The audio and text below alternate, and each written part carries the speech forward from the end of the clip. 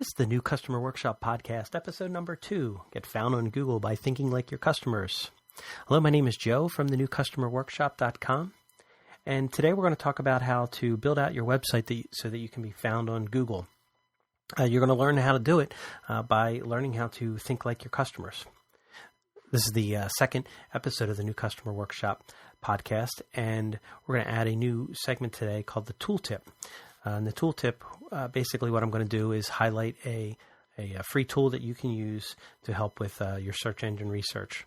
And depending on how everybody responds, we might make this a permanent segment of the New Customer Workshop podcast.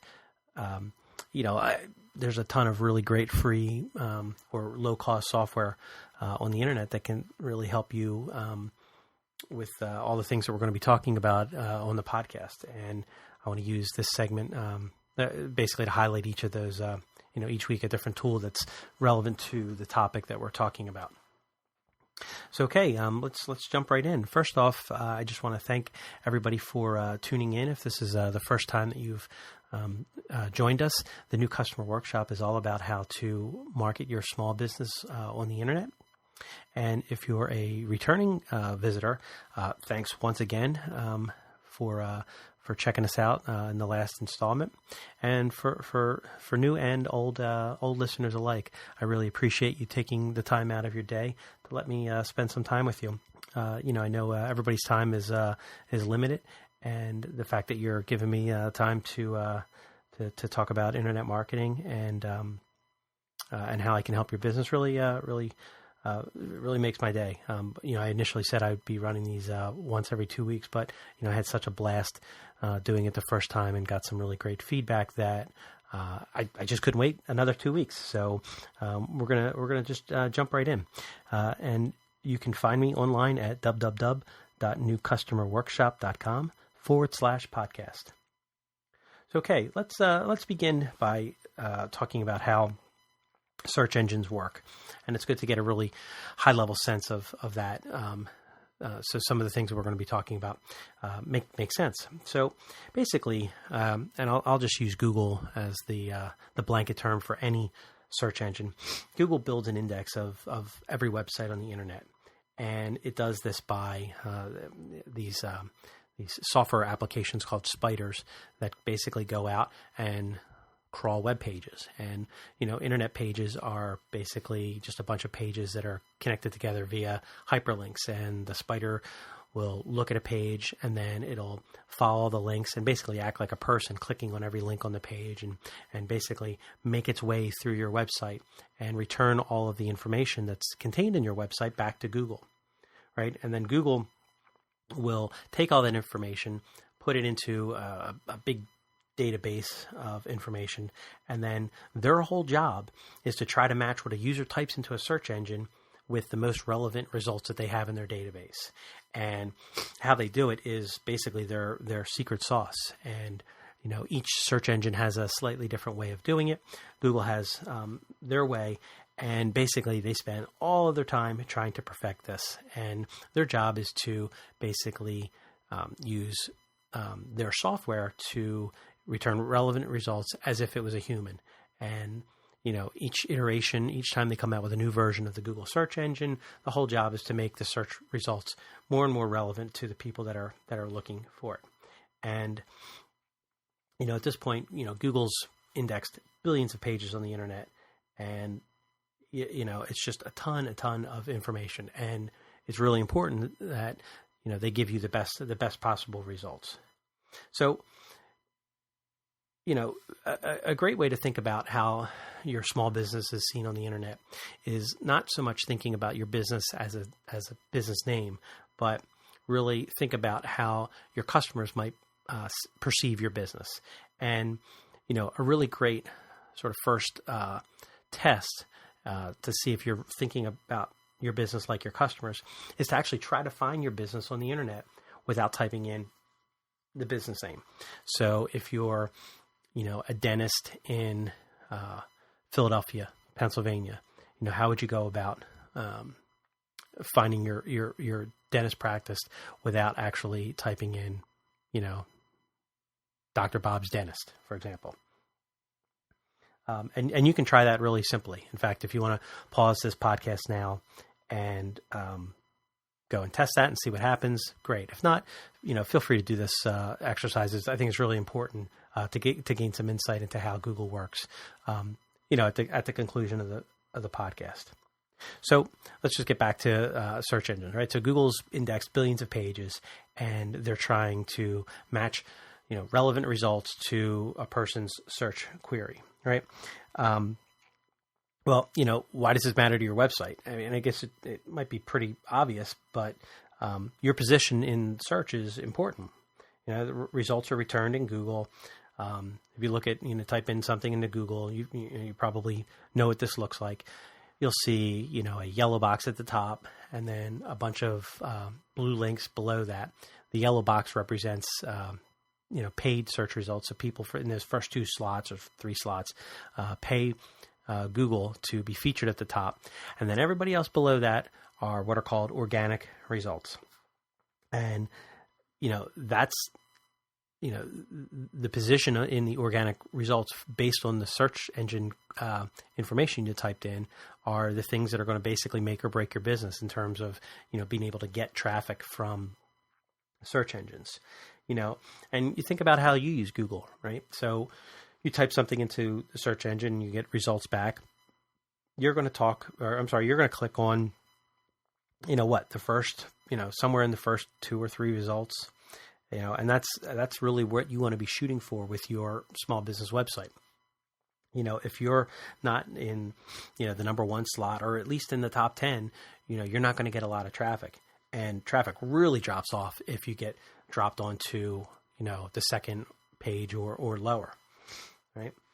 And it's important to sort of talk through this as we get into, sort of the how. It's important to get an understanding of how Google works in order to know how you can work to rank better in search engines, right? And it's not really black magic. There's nothing, that, you can't wave a wand and make this stuff work, right? And, unfortunately, there's a lot of scrupulous people. In fact, I was talking to a local plumber who does some work on my house, and when I was telling him about internet marketing, and he said, "Oh, I get calls from those guys all the time. They're always telling me how they can make me number 1 in Google." And, unfortunately, there's a lot of unscrupulous people that, promise, search engine rankings. And let me just tell you flat out, if somebody calls you up pitching that they can, rank your site number 1 on the internet, they're probably not really telling you the whole story. First off, you can't just rank for anything, right? You have to understand your business. And 2, the only way you're really going to rank, the only way somebody could possibly promise they rank number 1 is doing some tactics that might get you in trouble with Google. And, if you get on the bad side of Google, you're going to get the Google smackdown, and they could take you out of the search engine results. So, basically, if you arm yourself with the information we're going to talk about today, you can do a lot of the things that the white hat or the good SEO guys are going to do for you. And at least what we're going to talk about is some of the low-hanging fruit, things you can do yourself without actually paying somebody extra to do. And if you take some of these steps, you're I'm not going to guarantee it, but you're definitely going to see some improvement in where you rank in Google. So the big takeaway is Google tries to match relevant search results to your customers, and the best way to or the people searching, and the best way to get those people to actually find your website is to start thinking about your customers to get ranked in search results. And then when you're building out your website, you want to be thinking about how the layout of the pages, the things you put in the page, might potentially show up in a search engine when people type in those results in search. And basically, the whole secret to search engine optimization and to getting your website found is to create content that's relevant to the people actually searching for your business. That's it. That's it in a nutshell. And if you can do that, you're going to rank well, and you're certainly going to rank better than some of your competitors who basically just set up a very simple page that doesn't have a lot of information and doesn't give Google the things it needs to return relevant results. Because remember, if you just put up Bob's Dentist and a phone number that doesn't have any context that Google could apply to, somebody typing in looking for dentist in order to return results. All right, so what we're going to do now that we've sort of given you, or I've given you an overview of search engines, is sort of dive into some things that you can take action on, and basically search engine optimization, and especially optimization for local businesses. Businesses operating in a local market really can come down to three basic questions. And if you can answer these three basic questions about your business, you're going to be really well on your way into getting good rankings in Google. Right. So the first question you want to ask yourself is, what does your business do? And, of course, what your business does, right? But the thing is, you really want to start thinking about it in your customers' terms, right? So the best thing to do here, this is an exercise that I go through with people, is to start making a list of all the things that you would use, all the words you would use to describe your business. For example, if you operate a dental practice, what services do you offer? I don't know, maybe you offer teeth whitening, fluoride treatments, cosmetic dentistry.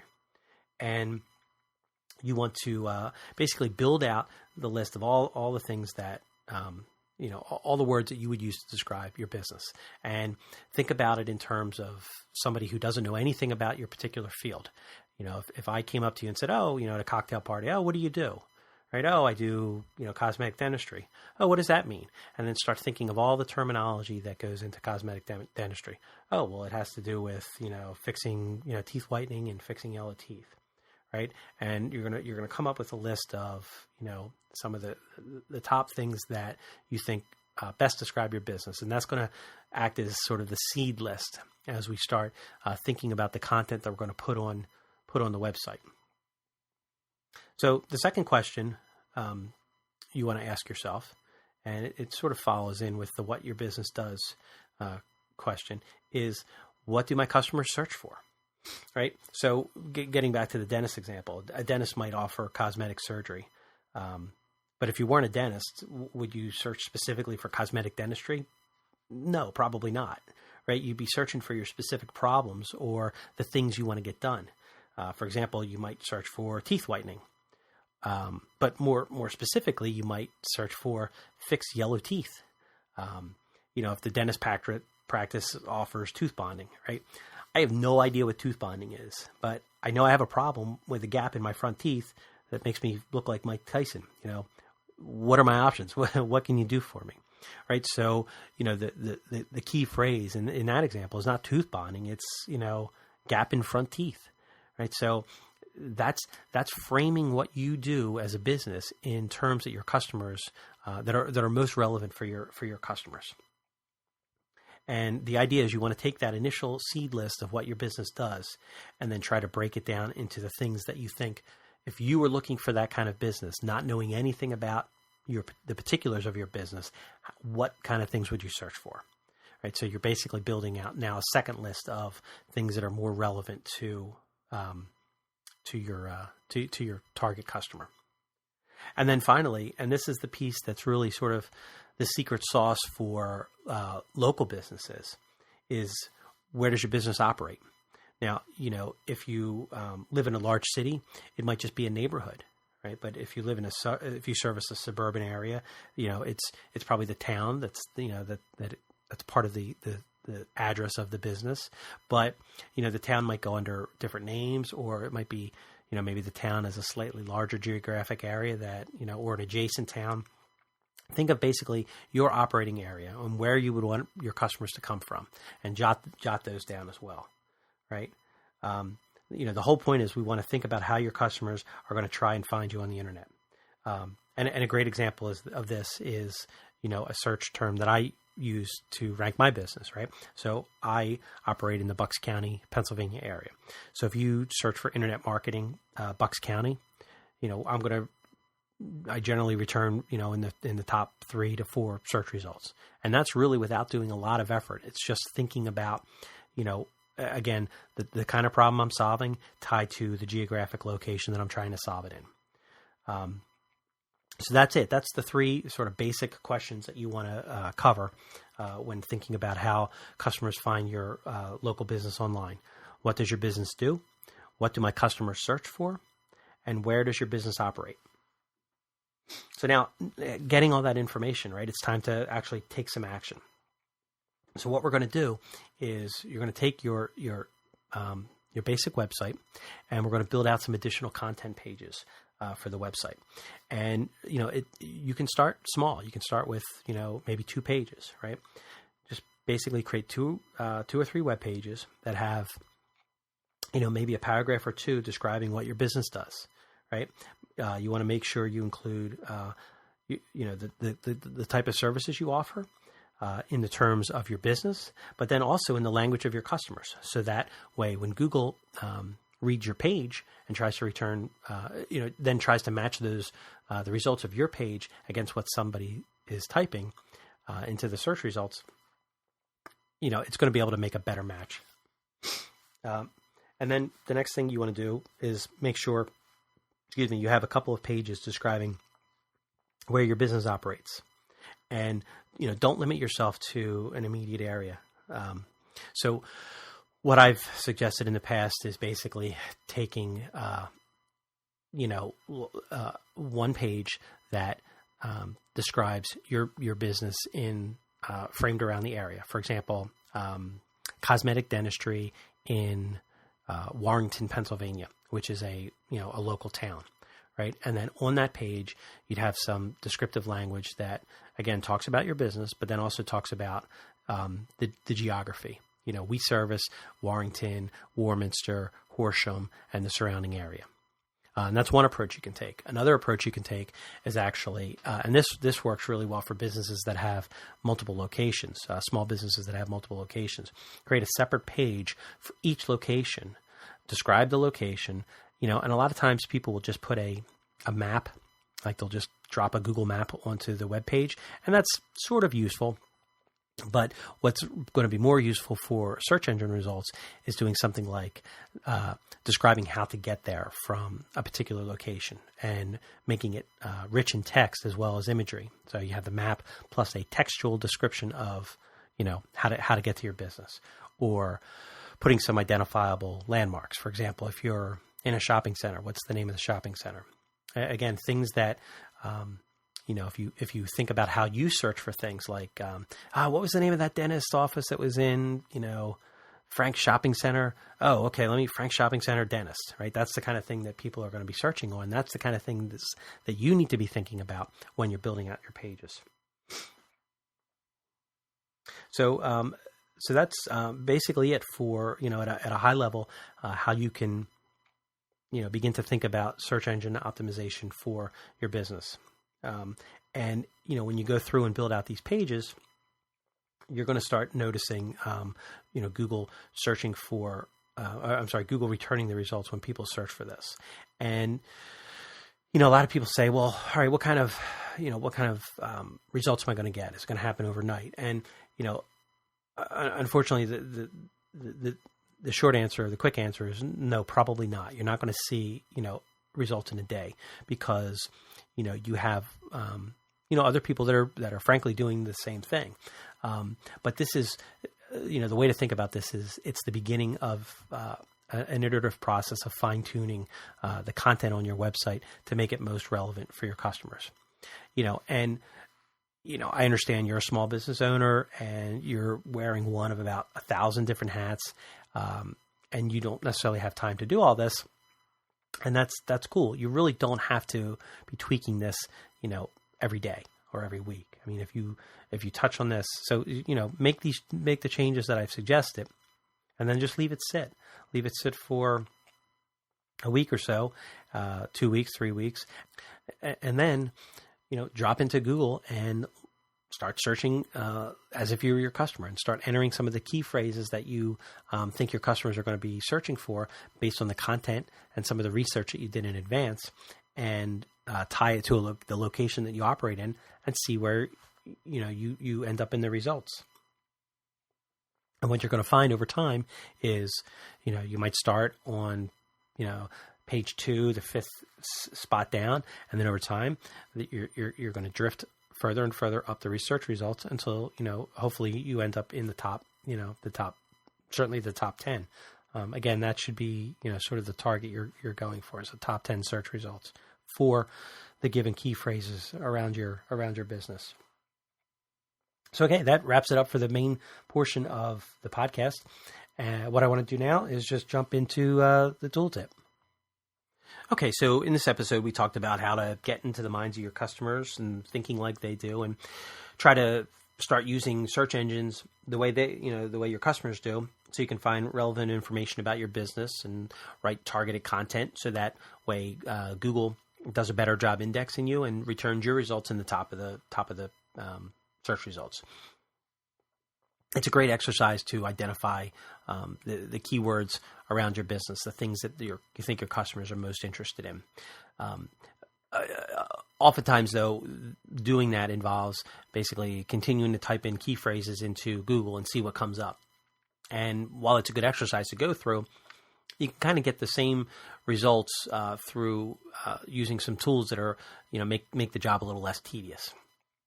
One tool that I use a lot in doing my research is a tool actually that Google offers for free. It's called the Google Keyword Tool, and it's part of, I'll put the link in the show notes, but it's basically, Google has an entire advertising business. And if you're buying advertisements on Google, you need to do research into the type of ads, what's going to trigger that ad to show up. And it's the tool they provide you is this keyword tool. And what it'll do is it'll allow you to enter a search phrase, and then it'll return not only the volume of search around that search phrase, but also, and this is the really cool piece, all the relevant search terms that people are searching for. So, I don't know, for example, if you go back to the tooth bonding example from earlier in the episode, right? Like I said, I have no idea what that is. It turns out it has to do with, fixing the gap in your teeth. Maybe you type tooth bonding into the search results and, problems with gap teeth show up in sort of the relevant search terms. Well, that's starting to give you some indication of the language that your customers are using. So you can find that tool, like I said, through the show notes, or you can just actually use Google, and inside Google, just do Google AdWords Keyword Tool, and you'll find the results from there. Okay, so that wraps up the second episode of the New Customer Workshop podcast. Again, thank you so much for taking time out of the day to spend it listening to me, and get out there and take some action. I've given you a few things that you can try out on your own. It's the best way to learn stuff. I know from my perspective, I'm a real hands-on learner, and the thing I love about some of the people I've learned from is being able to take some of the information and start applying it right away. Because the faster you begin applying some of these concepts, the faster you're going to start seeing results. Don't forget to check out the Google Keyword Tool to help you with your research. And if you found this to be valuable, please head over to the iTunes store if you download the podcast from there, and give me a rating or a comment. I'd love to hear from you, and it's also it's going to be a really great way for other people to help discover the podcast as well.